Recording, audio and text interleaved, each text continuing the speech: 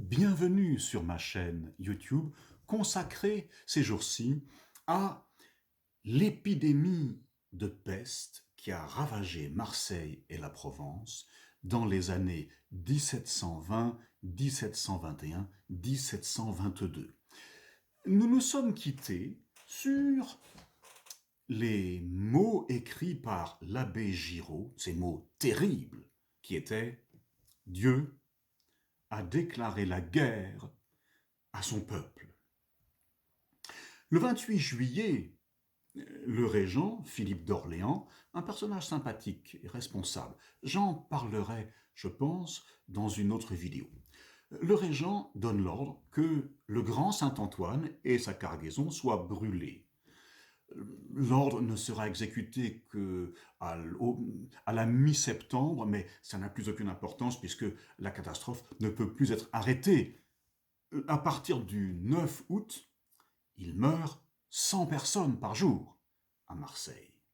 À la fin du mois d'août, 300 personnes meurent par jour. À la mi-septembre, 1000 personnes meurent tous les jours. Je m'appelle Jean-Philippe Devise. Je serais très content si tu t'abonnais à cette chaîne. Et en plus, en t'abonnant, tu ne manquerais rien, tu ne raterais rien. Je serais aussi très content si tu partageais mes vidéos et si tu les commentais avec gentillesse, bien sûr, avec bienveillance. Retournons à notre histoire, retournons à la narration de notre histoire. On voit des scènes d'apocalypse dans la ville. Les cadavres s'entassent, il n'y a pas grand monde pour les amener au cimetière. Et un personnage va se rendre célèbre et très aimé, le chevalier Rose. Il va s'occuper de réquisitionner des gens pour emmener les cadavres, et aussi un ecclésiastique, Monseigneur de Belzins. Il y a une statue de lui à Marseille pour commémorer ses bonnes actions. Mais on voit aussi, par exemple, des gens, des fossoyeurs qui veulent s'assurer que les personnes qu'ils vont emmener sont bien mortes. Et pour ce faire, ils emploient une méthode épouvantable.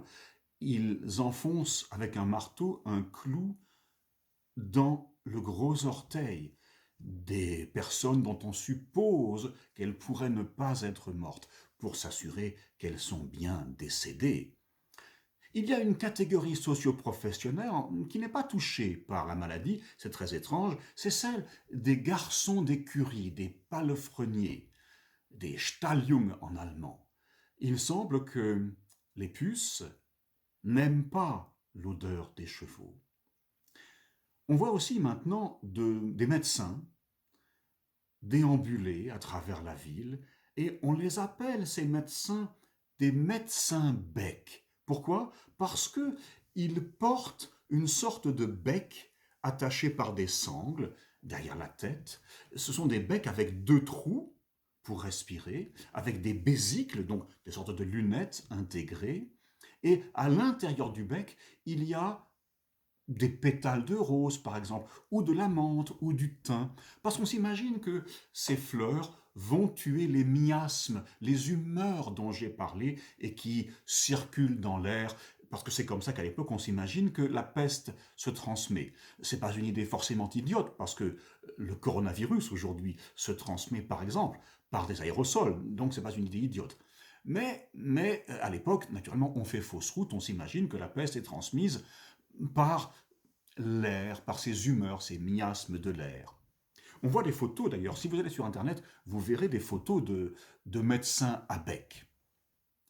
Le 14 septembre 1720, le Conseil d'État à Paris décrète, aujourd'hui on appellerait ça en français un confinement, en Allemagne un lockdown, pour employer ce mot anglais. On décrète un confinement selon lequel plus personne ne doit quitter Marseille.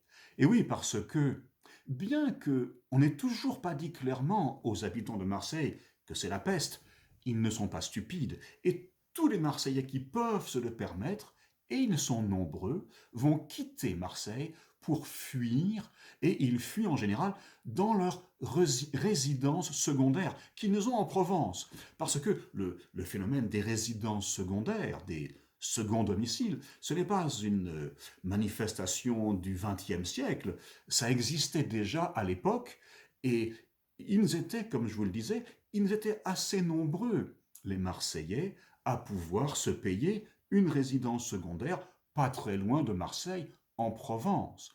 On pense par exemple à Lourmarin. Lourmarin est une ville du Luberon, un village du Luberon, qui est célèbre, à plus d'un titre. D'abord, c'est très joli, Lourmarin. Et ensuite, c'est le village où Albert Camus, vous vous rappelez, tu te rappelles sûrement, prix Nobel de littérature en 1957, c'est le village où Albert Camus avait une maison. Et la peste a tué entre 30 et 50% de la population de Lourmarin à l'époque. Et je suis sûr que son roman La peste, qui à l'heure actuelle, à cause de la pandémie, est l'un des livres les plus lus au monde, les plus achetés et les plus lus au monde. Je suis sûr que La peste a été inspirée par ces événements de 1720-1722. Donc, le Conseil d'État de Paris décrète un confinement. Plus personne n'a le droit de sortir. Mais ça ne va pas suffire. Si tu veux savoir ce qui va être fait maintenant, je te donne rendez-vous à la prochaine vidéo sur ce sujet. Merci, à bientôt.